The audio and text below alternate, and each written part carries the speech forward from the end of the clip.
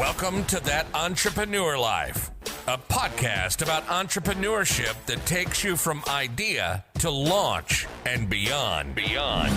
Each week, your hosts, Andrew Lees and Clint McPherson, discuss different business topics aimed at adding value to any entrepreneur's journey.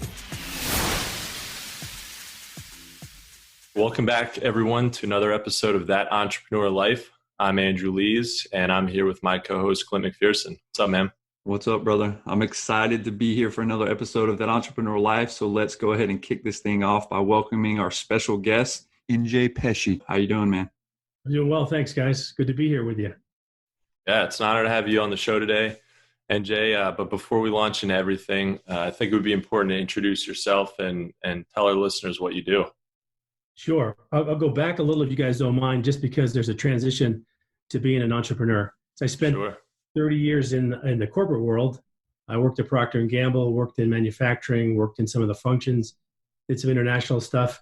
And then I left P&G after 20 years and went to work in television for the guys that do HGTV, Food Network, Travel Channel, which was great. And then the company got sold. And it was time to figure out, did I want to go back and do the same thing again? Or was I going to finally do what I said I was going to do for 30 years, which was start my own consulting firm? So we just decided it was time to do that and launched that about 3 years ago. So we consult today with a couple of big clients, and then we have a bunch of others we weave in. But we started about 3 years ago, and that's been going well. That's great. Yeah, that's good. So with you saying that, you said you started about 3 years ago, correct? Yeah. So that would be 2017, or was it more? 2017, yeah. Okay. And then and it's the Ovid group, right? Ovid group. Okay, sorry about that. Ovid group. Why did you, and really when you look at hindsight, I mean, obviously switching and transitioning from what you were doing before to what you are currently doing now, why did you ultimately start that company? I started because there's a misconception that an entrepreneur takes greater risks than someone who actually works in a large company. The risks are exactly the same. The difference is that the entrepreneur gets to control his or her risk. You don't get to control it in a large company. When they say musical chairs, it's time to take your chair. They take your chair. There's nothing you can do about it. When you're out here like working it yourself, you're the person who decides these things. It either works or it doesn't, but you decide that. You assume that risk. And so I decided I just didn't want to do that anymore. I didn't want to find myself starting up again some other place and then seeing if the chairs get taken away. I wanted to see how I might do on my own doing it. Good. Yeah, kind of wearing your own jersey instead of somebody else's. Yeah. But that's a really interesting take, because you're right. I think as entrepreneurs, we do tend to think that that we're taking a much higher risk than a lot of other people, and that may be true to some extent. But I think that's really interesting that when you do compare it to a job, especially one where you have a lot of responsibility, that those responsibilities are still there no matter what, but you just don't have as much control. Yeah. When I was thinking about leaving P&G, it was kind of hard. I was there for 20 years, but there's a book by a guy named Peter Block called The Answer to How is Yes. And what he says is that people ask how because they're afraid to say yes. How am I going to leave when I have 5 kids? How am I going to leave when I have to pay a mortgage? How do I leave when I have... And you ask how because you're afraid. And what he says you do is you trade subjugation in return for safety. And it's a false safety. It's not real. Mm-hmm. So I just had that conversation with myself and said, I don't want to be subjugated to somebody else's will anymore. I want it to be mine. Win or lose, good or bad, it's going to be me. Yeah. That's a huge leap of faith, right? Absolutely. I mean, you taking that step and deciding to do that, but you said yes instead of being the person that, basically talked yourself out of it. Yeah. So that was it was a big deal at the time. And I'm glad we did it, and it all works out. You can't tell. Everything feels like a failure midway. It's too far to turn around. It's too far still to go. And you wonder, is this going to work? And you just got to trust. I mean, I hate to steal from the Sixers, but you got to trust the process. And eventually, if you're going the right way and you stay committed to it, it's going to work. Exactly. Yeah. If you're putting in the time, if you know your why and you continue on, and you start to see little things happening here and there, and then eventually that compounds, and there's no overnight success. But sometimes you wake up one morning and it's like, all right, the things that I did for the last 2 years, I'm actually finally starting to see that, pay off. So yeah, that's cool. Andrew, the hard part for me was like thinking I had to be someplace every minute. Otherwise I wasn't doing something, because you went to an office every day and you're thinking, if I'm not doing this. And one time my wife asked me, what are you doing today? I said, I'm reading a book. And she said, no, but what are you doing? I said, I'm reading a book. That's why I'm doing this thing. So I can do, you think I got to be someplace 8 o'clock in the morning till 6 o'clock at night. Otherwise I'm not working. Right. And, that's not always the case. Yeah. It's a personal development time though. You have to also put into it, right?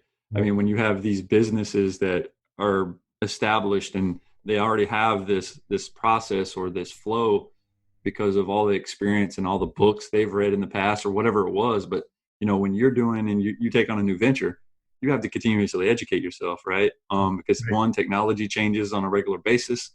Methods change. Things just go so fast nowadays, especially with technology, that if you're not up to date, you're going to be left in the dust and you're going to be obsolete as a company. Absolutely. Yeah. So I was talking to someone the other day about the difference between working when consulting with a large company and a small company. And the people always seem to be very nervous with the large ones. Like, I don't know how to do that. How do I scale up 300 million, 700 million? But I promise you the 12 million, those guys are scrapping, and you make mistakes with them and it could cost them the rest of the year. It could cost them their payroll. You do 700 million, you can take the quarter. You can take a pounding and survive that. So it's the small ones where they're scrapping that you got to make sure that you're really focused on what they're doing, because a small change changes everything for them. It's not going to affect pulp prices, are not going to affect P&G the way it would a mom and pop company, for example. So you got to be clear about what it is they're doing and how much time and money they have to do it, because you can't waste that. Mm-hmm. Yeah, true. That's more critical. Smaller companies don't have the ability to do as much testing, I guess, as larger companies do. Yeah. So what would you say with the Ovid group? I got that right. Is that it's I'm sorry. The O is throwing me off. Yeah. Ovid, by the way, just so you know, Ovid's a Roman poet. Okay. One of the foundational 3 Italian Roman poets, and the dude wrote the Metamorphosis, which is all about change and transformation. That's why we used. Okay. Yeah. So that's awesome. That gives some good, background to it. And it makes sense too, because you understand that with what you guys do. So yeah, with the Ovid group, what would you say is there something that's common between all of your clients that's kind of holding them all back, and that you're able to, help them, or holding them back from reaching their full potential that you really help them with? Is there something, that really stands out that's common? Yeah, I don't know if it holds them back as much as they just need to unlock that thing. So they're going along just fine, but there's some other thing that would allow them to go a little faster, a little higher, a little better. So typically what we do is, and this is the part that's creative for us. So we spend a lot of time on strategy, a lot of time on organizational design and development, and a lot of time on leadership development. But everybody starts, we find them where they are, and then we figure out where they want to go. And there's a gap there that they can't seem to close. And sometimes they're not clear enough. They're not making choices, which seems to be a pretty common theme. They don't make choices. And when you sit down and have a conversation with people about strategy, it doesn't matter what business you're in. Strategy is as much about what you don't do as it is about what you do. And people try to do too many things at once. They get distracted by a number of things. A revenue stream comes along, takes them away from what they should be doing. Our job is to focus them and have them actually communicate to us what they think their strategy is. And more times than not, it's not what they think they're trying to explain. And our job is to help them get to that spot where they can get clear, make choices, assign the resources, and then communicate it in a way that people can actually go execute it. Because you just can't do that from the top. You got someone else to have to do that. So, Andrew, that's what we normally see. They don't know how to unlock that one thing. Sometimes it's helping them get the business down to one channel. Sometimes it's helping them understand to innovate. They have to begin to accept it's a different marketplace to go into. But we have to listen when we sit down with them. Spend a lot of time listening, figure out how to help them unlock that. Yeah, that makes a lot of sense. And I think what's in our heads is not necessarily, what we perceive as, as our game plan might not actually be, what we're doing. Right. I've definitely done that. I mean, my wife's asked me sometimes, hey, what are you doing with this in your business? And I try to explain it to her, and I can't. And I'm like, Right. oh, I should probably figure that out, because I thought I knew it, but Right. I obviously don't. So yeah, it's really interesting. So the other piece on that one is that in larger organizations, but it happens in all of them, but the larger they are, the more likely it is people spend time being incredibly efficient at what they do, but highly ineffective. They're very good at doing activities, but it doesn't lead to an outcome. And they look busy and they feel busy and nothing happens. And so you have to help them realize we're here focusing not on activity, but an outcome. And if you can't point to an outcome, then why are you doing the activity? And I know you've done it forever because you've done it forever, but that's how organizations lose so much productivity, working on things that actually are not effective. No, I mean, I would agree hugely on that, right? Like I come from a military background. I served, over 9 years in the military in the U.S. Army, and in knowing that, there's always a purpose. There's a task with a purpose, and then you have, you have an end goal in mind, right? But I think what corporations and companies have a hard time doing, as life goes on and as they get bigger or whatever they do, is the lack of communication from the lower level all the way to the top. So I don't think the information, like their mission essential task or what, the end goal or the common theme that they could all strive for, doesn't get disseminated to the lower level or even mid-level or whatever it is. It's typically the CEO or the CFO. They have all this in their mind and they don't disseminate it down, or they think their leaders are doing that, but they're not actually doing that. And so I think when everybody knows where they're rowing their boat, I mean, it makes life so much easier, right? And then when somebody's just going in there and they're busy and they're just to be busy, but they don't know why they're busy. Right. It's like, man, that's a tough row to boat, right? I mean, it's going to be like your road to success or your road to accomplishment is definitely going to be slowed. Well, Clint, first, thank you for your service to the country. No, I appreciate it, man. But one of the things that we do on that, because you couldn't be more right, there's almost like there's a clay layer that blocks anything that goes down to a certain level or back up to a certain level for whatever reason. Really, really good leaders recognize that they have a vision of where they want to go, but they admit they don't know how to get there. They don't know how to do it by themselves. And when they get the right leadership team actually to say, look, Clint, I don't know how to do it. You're responsible for, we're going to get to 5 billion, for example, the next 3 years. Clint's going to have 2.5. Andrew's going to have 2.5. I don't know how you're going to do it. And as soon as I admit the fact I don't know that you're going to be saving me on that 5 million, then you start to translate that to the people who work for you, because you need them to do whatever that is. People who just deploy a number and expect it to happen, all the in-process stuff to get there. You want to lose 25 pounds? You can't just say, I want to lose 25 pounds. You got to say, I got to run, I got to drink water, I got to eat these. Unless you don't do those in-process things, you're never going to get to the goal. And leaders who can distribute that down and make sure that they count on their direct reports for that success are the ones that get translation all the way down to the shop floor. Definitely. Yeah. I think it's important to acknowledge when we don't know how to do something. And maybe especially as an entrepreneur, well, maybe not especially, because if you're working for a large corporation or any corporation, you don't want to seem like you don't know something, because that might, you might feel like vulnerable. But I think, I think just in general, it's human nature to not want to feel or not want to admit that we don't know how to do something. But it really is so important. And I think when you can find comfort in the things that you do know how to do, and you're like, hey, I've got this value over here, I know how to do this, and I'm comfortable with that. I'm also comfortable with all these things that I don't know how to do. Then you can bring the people in who know how to do that. That's really powerful. Yeah, you have much better chance as an entrepreneur if you're willing to say, I don't know. And you're not afraid to be embarrassed. You're not afraid to. That was hard for me, guys, when I came out of the corporate world. You don't want to ever look bad. You want to make sure that you're really competent all the time.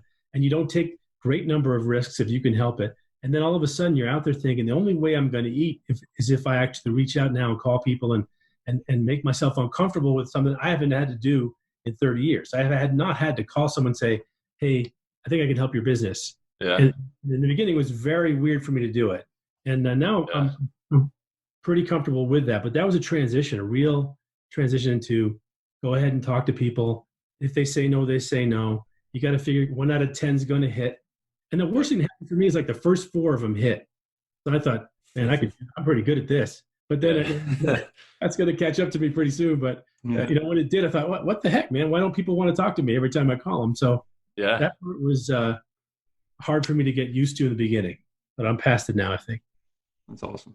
There's a good outlook on it. I mean, it's once you have to put food on the table, and then it's like you're closing too. You're doing your thing, and then the law of averages catches up, right? And then you're like, oh man, right? The more people you reach out to, you got to be comfortable with hearing no too, right? And one of those things is a lot of people aren't comfortable with that. If I can compare it to a turtle, right? You're out of your shell, your head's out, you're rolling around, and you're like, these yeses are building that confidence up. And then once they hear that no, it's like they go back into that shell to where they were insecure initially. And then now it's like, man, I got a no, then I got another no. But I'm like, I don't care if it takes 10 no's to get to that one yes, it's worth every bit of that outreach. Mm-hmm. And the only thing I'd say, and I agree 100%, the other, if you're doing this kind of business, if you're in consulting, the big issue is that you get so wrapped up in what you're doing that you're not hustling for whatever's going to be next. I'm doing everything here. We're helping these guys. We're growing their business. I love it. It's a lot of fun. And then you look up and think, well, this thing's going to be over in about 100 days. I don't have anything else lined up. And because you're in there, it's very nice to be in that pocket, and you don't have to feel uncomfortable because you don't have to ask for anything. And you think, oh man, now what do I do? I got 100 days and I got nothing. Yeah. Yeah. It's especially with a smaller business, I think it's hard to balance that because I've kind of gone the other way sometimes too, where I'm hustling so hard that I forget to oh man, I've got this business right in front of me that is paying me money. I have to take care of that. That's the most important thing. But it's not that getting new business isn't important, because that's also very critical. So being able to balance that and go back and forth and know when it's appropriate to, stop working on a project for a bit and focus on getting new business. I think that's tough, but yeah. Lesson learned. Definitely. Mm-hmm. So NJ, in the TED Talk that we were discussing offline, and you did that about leadership, you likened the dynamics of a corporate structure to musical chairs, which I thought was a pretty cool, comparison, and how you brought that and how you closed that out. But in the first round, there's a lot of creativity. After that, there's a lot of fear and anxiety. How does anyone in business balance the creativity and joy that can be brought to a job with the anxiety that a job just needs to get done, right? Yeah. So that's a great question. And it's a really hard thing because, think about it. Go back to when you played musical chairs the first time, or when you watch kids having a birthday party, just the joy on their faces. And the problem with it, Clint, is when you take that chair away, they don't trust you anymore. It will never be like it was. So that's the hard part.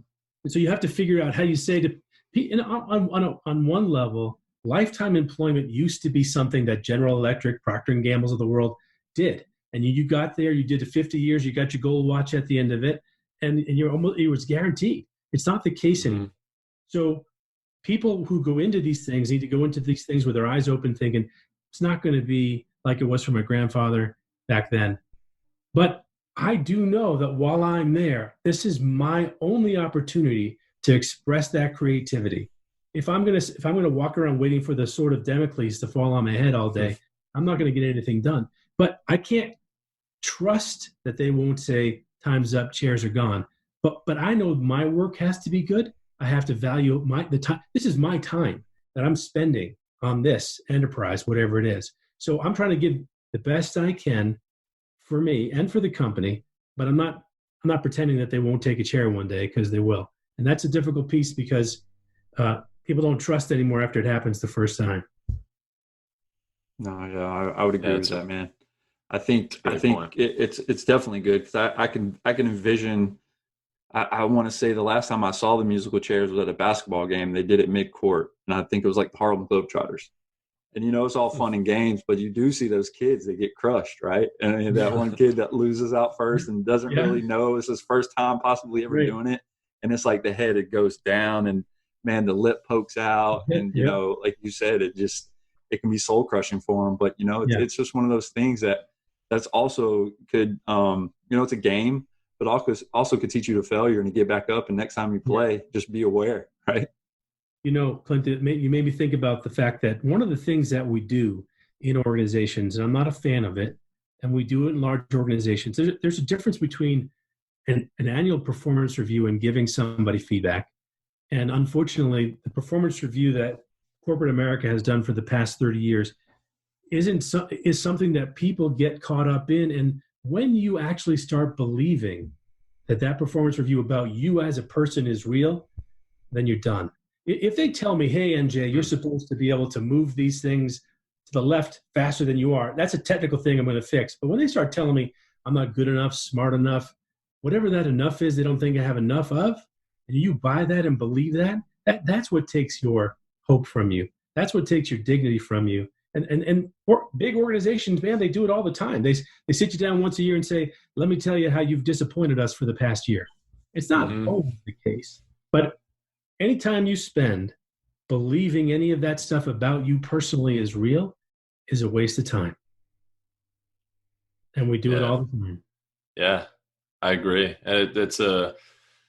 There should be more of a culture of, hey, let's figure out what we can all do better, but at the same time, I mean, first of all, the fact that it's an annual thing, it's once a year, maybe it's twice a year, that to me, that seems like the first problem, right? Because it should be on an ongoing basis. Like, why let it go 6 to 12 months, right? To just bring all these things up and then put it on a piece of paper. And exactly. I mean, it's interesting. Some organizations like the Army, and I was part of this too, and I saw it, was there's a lot of toxic leadership just for the simple fact that your annual review or whatever they have to give you, it's a lot of BS a lot of times, right? Yeah. And a lot of that BS is, this is why you're not getting promoted or whatever they're doing. But a lot of that, I had so many leaders come to me and say, hey, Clint, I need you to write your annual report. I'm like, me? Write my own annual report about my, okay. Right. So you want me to build myself up or whatever, in my head, I know I accomplished whatever task that was set in front of me in the expectations that were set. I crushed it. But at the end of the day, I don't think that is my responsibility to write it, right? Give you a starting point of what my duties and responsibilities were, but you should already know that because I fall under you and your organization. But you want me to write my own report so you can say, okay, or change something and modify a word or two? Come on, man, give me a break, So I just didn't think that was fair. And I know, and I've heard plenty of, we talked to Mike Mall earlier this year to basically, he said the same thing. There's so many organizations that make you write your own report. And that's just not the way to do business, especially if you're a good leader. And we're not saying let's not get feedback. You need feedback. Sure. We're just saying as an entrepreneur, that feedback is pretty quick and it's pretty real. You either get that business or you don't. You either do well with it or you don't. They either call you back or you don't. And so they don't. And so that feedback is pretty real at that time. And if you don't fit, when you talk to clients and you can tell it's not going to be a fit, you just don't do it. There's no reason to force those things into that space for them or for you. But organizationally, you got to give people feedback so they can perform better. But, the way we do it in corporate America, I don't think it's and worse than that, and we'll get off this because this is not what this was about, but worse than that is that they give you a number sometimes. And they give you like a score. Number. Yeah. It's a 1 to 5 scale, 1 being best. You're like a 2, maybe a 2+. And what? Now then it's kind of like, why did you hire me in the first place then? Why am I here? And there is also, and people have, goes back to, you saying that you got to be careful about not believing it. Because I think what also happens is that employees are knocked down a few pegs so that they don't feel like they're worthy of asking for more responsibility or more a promotion, or they don't feel like they can take it to the next level. So they feel like they have to work harder for less pay and that they can get squeezed that way. So really have to be careful. I mean, that happened to me even in a very small consulting firm for guys who I liked. They did it to me. I tried to help bring them more value. And I was like, hey, I really think I'm way overdue for a raise. And they finally gave me a little something, which now looking back was kind of laughable. But when they gave that to me, they also had to justify it down. Like, we don't really think we're gifting this to you. Yeah. It's like, what? What do you mean? Yeah. And on that one, Andrew's like, many times, this is that we're going to give this guy 7% pay raise. He should be happy. Whenever they say that phrase, he or she should be happy. How would you know that? It's all coming through your lens of what should be good. It's your lens of most of the issues with reviews like this have to do with the bias of the person during doing the review. So the entrepreneurs out there, you get feedback really fast. When you bring more people into your group, just remember what it was like if you ever had one of those, and don't do it to your people. You don't have to do them. You don't have to. Right. Yep. Right. I think just going as far as simple acknowledgement too, right? I mean, one is if you see a problem, don't let it build. Don't approach it at the 6-month mark or a year mark and write about it. Talk to them offline and educate. I think educate them, because I do a lot of education with clients, but I also think when you bring somebody on board, if you have a standard operating procedure and they're missing the mark, you pull them off to the side and set expectations, right? Expectation management, and also letting them know, like, you're missing the mark. I need you to tighten up on this, or, I mean, eventually it's going to come to a time where we're going to have to be real and really sit here and talk to see if you can even be part of the organization anymore. Right. But I think keeping it real and acknowledging that and letting them know, and just when they do a good job, just simply thanking them or acknowledging that they're doing a good job during the process. And it could be a simple notification, a client, a person that you notify throughout the week in your organization, whatever it is, through a simple email, man. A lot of that stuff goes very far. And I saw the performance of my soldiers while I was in the military as an officer, just a simple acknowledgement of guys I'm seeing bust their butt. And I'm like, man, this guy needs to be, I don't know if his leaders are doing it, but me as the guy leading this organization or leading this platoon or company, I have to give them props and let them know, because when it's in front of their peers, they feel accomplished, right? Even if it's not a pay raise. So, certainly. Yep. I agree. Yeah, it's really powerful. Well, so NJ, as an entrepreneur, you started your consulting business 3 years ago. In that time, what's your favorite thing about being an entrepreneur? I think the favorite part about it is in some ways getting to choose who you spend the time with. So I'm getting to spend some time, like having my son Nello work with me is a blast. I mean, that's just a lot of fun for me. It's fun to watch him grow, and just getting to do stuff with people that you care about. So I have some anchor clients that I really enjoy, and we've been together for 3 years, and that's a nice thing because we've got a good relationship with them. So I've enjoyed that part of it. I've also enjoyed being able to go in there and do some things and realize that it probably wouldn't have been as good as it was if I wasn't there. No matter what that sounds like, you're supposed to add value. They're not hiring you just to show up and sit there. So being able to see the value you can add and watch that transformation and a bunch of different places at the same time has been valuable and fun for me, really.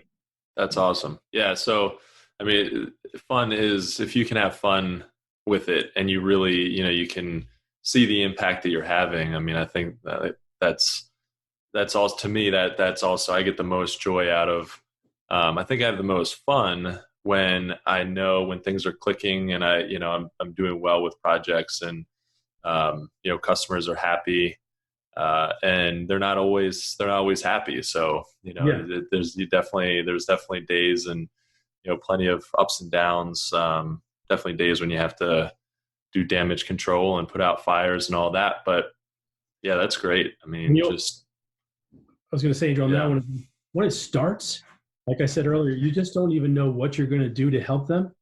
So that's it's a very creative process at that point. You got to go in and listen and solve. And sometimes, you're pressing your feet through the floor because you can't figure out where to go with it yet. Yeah. I enjoy that challenge.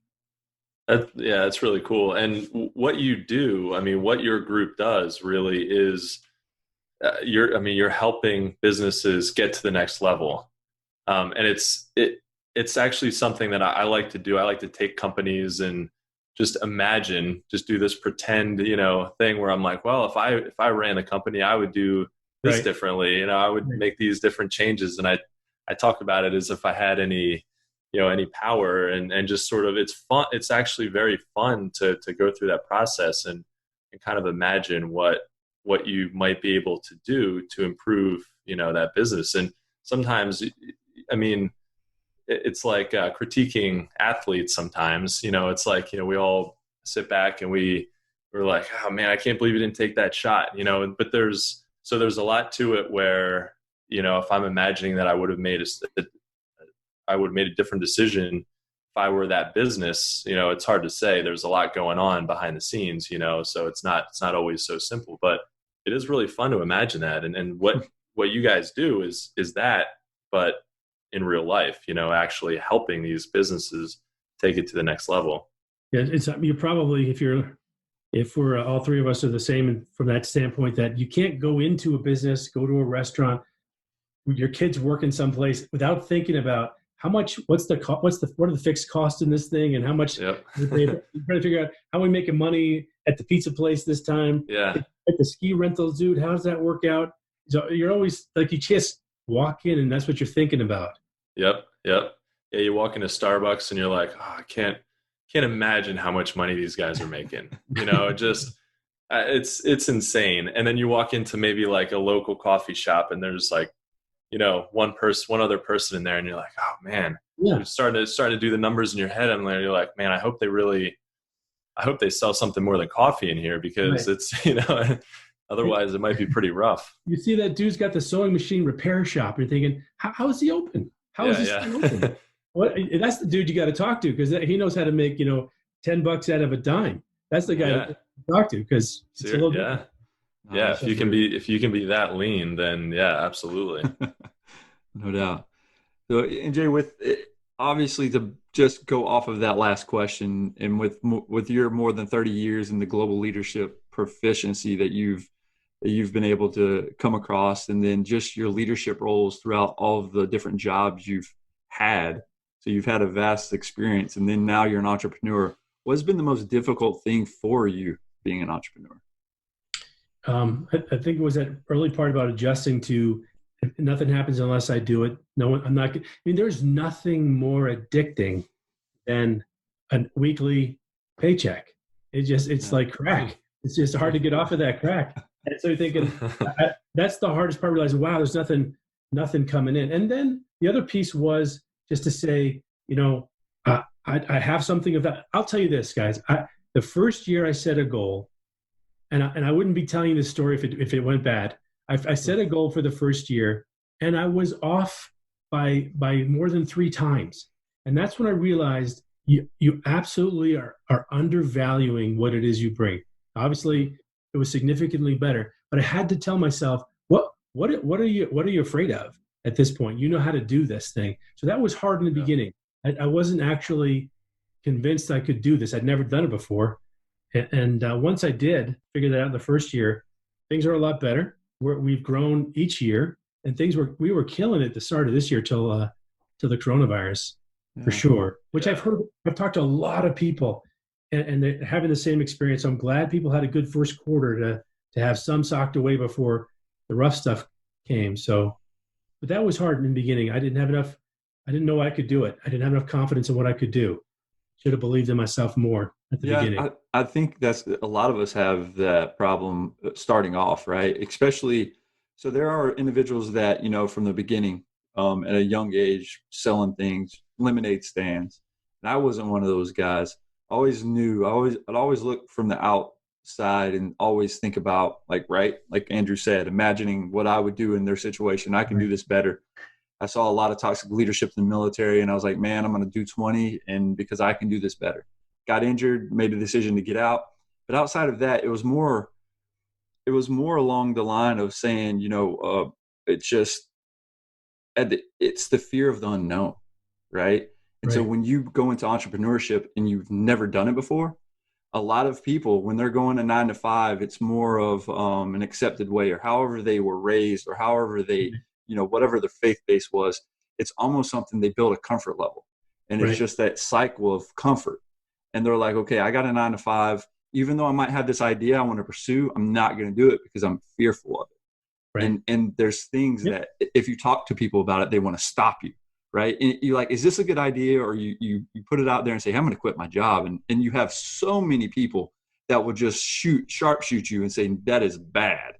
Right. And then it starts getting you doubting yourself. So the fear of the unknown is huge. Yeah. I could tell you on that one, Clint, had a person when I was leaving P&G, very nice person, say to me, NJ, the grass is always greener on the other side, but sometimes it's just painted concrete. What? Is that real? I mean, if I wasn't frightened before, this is just, that's just insane. So it is a liberating thing at the same time. So, glad I did it. I'm glad it's working out so far. Knock on wood that it's working. We're just going to try some new things this year too. We're going to do a little more reflecting this summer, figure out, do we want to change course a little bit, focus on some other things, and see how that goes. Yeah. Well, and you touched on a little bit. It's a good segue to my next question, but about with what's going on with the virus now, it's a weird time. And you mentioned that you had a really good start to the year to 2020, and then we got faced with the whole coronavirus thing. How has it impacted your business, and how do you think this is a good time to, what are the opportunities to start and build businesses right now? Because I think a lot of people are afraid they're, stopping everything, and what do you think the opportunities are, and how has it affected your business? It's affected ours in that, things have slowed down, and it's very easy at this point to say to somebody who calls you and says, hey, I could help you, to say, we don't have any money right now. Things are uncertain. And so I think we're probably going to wait a little bit longer, because if you could spend discretionary money on us and you need to actually hire employees, we would prefer that you hire back the employees and then we come and try to fix something there's no one here to actually do anything with. Right. Excuse me. So we'll probably slow down a little bit for the summer. I imagine there are some opportunities that will exist because of the specifics of the virus and what's happened in the country, that people are going to create new and different models for things. But businesses are going to change, have been changed. People may no longer go to business meetings. Office parks may disappear. People doing restaurant work may have a whole different model. So there's probably an opportunity to help them figure out how to make the most of the new reality, whatever it might be. Mm-hmm. And I'm sure people are taking advantage of that. For us, like I said, we'll probably just give people a chance to get their feet under them again, and then say, look, now if you have to reset, how can we help you? But I really hope people get back to work. I hope that 30 million people don't stay unemployed in this country, that they get back into the workforce. And there's a great dignity in that work and doing what they do that adds value that people probably miss. Yeah, I think embracing the change and realizing that innovation has to be at the forefront of what you're currently doing, right? So if you're a model, like if you're a brick and mortar, it's probably not the wisest time to open one of those up right now with the unknown. But if you currently have a brick and mortar, what are you doing? Like, is your online presence good, right? Because if you have an e-commerce store, if you're a furniture store and you can sell, and you don't currently sell furniture online or don't have the capability of doing that, you have to make that an option. Absolutely. Give virtual tours, sell your furniture instead of just, hey, request by quote. That's ridiculous right now. We're in 2020 anyway. You shouldn't be requesting a quote for furniture. It's like, I want to order it now, whatever it is, right? In any of these stores, the restaurants, if you don't have any of these door dashes or anything, embrace change and get it, because the model is changing for sure. Certainly. Yeah, absolutely.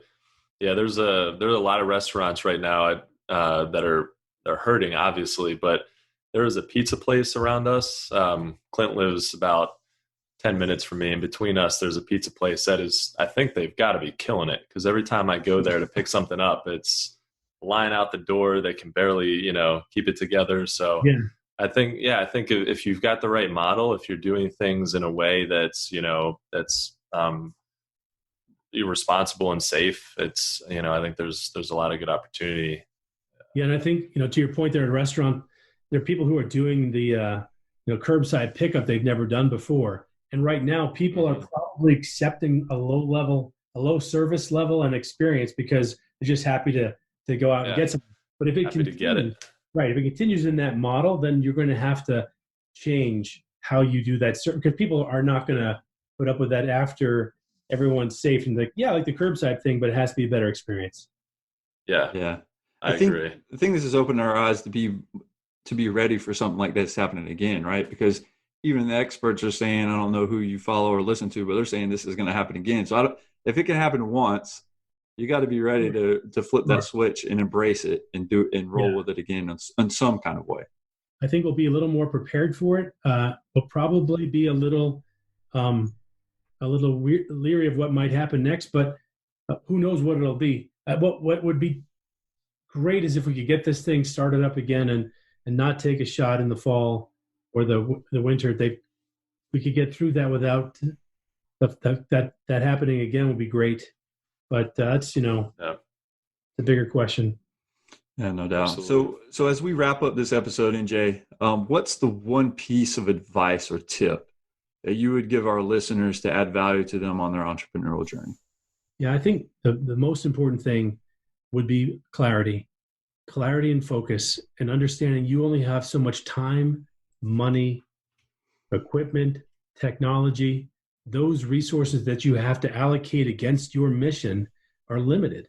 And so get very clear and focused on what it is you're really good at, what you love doing, and how you make money. Put those pieces together and go after that thing. Don't get distracted by these other revenue streams that might be coming in, the shiny object. That kind of clarity, a purpose and approach is going to make sure that you at least don't waste that opportunity. That'd be my piece of advice. That's great. Yeah, awesome, man. That's awesome. Sure. Well, NJ, thank you so much for being on the show, and thank you everybody for listening to That Entrepreneur Life. To learn more about what NJ is working on, check out Ovid Group. That's group with an E.com. If you like what you heard today, make sure to subscribe to our podcast on iTunes or any other major podcast directory. You can also find us on all the socials and on our website at thatentrepreneurlife.com. We also want to continue to give a special shout out to our family and friends, to include all of our listeners, our followers, and subscribers. If you find value in our show, please consider making a donation. Even just a few dollars helps us keep things moving and brings value to our entrepreneurial journey. Thanks for continuing to support what we do as entrepreneurs. And don't forget to join us next week for another episode of That Entrepreneur Life. Thanks for listening to That Entrepreneur Life podcast. Be sure to visit thatentrepreneurlife.com to join the conversation, access our show notes, and discover our fantastic bonus content. Don't forget to join us next week for another episode as we continue to add value. Until next time.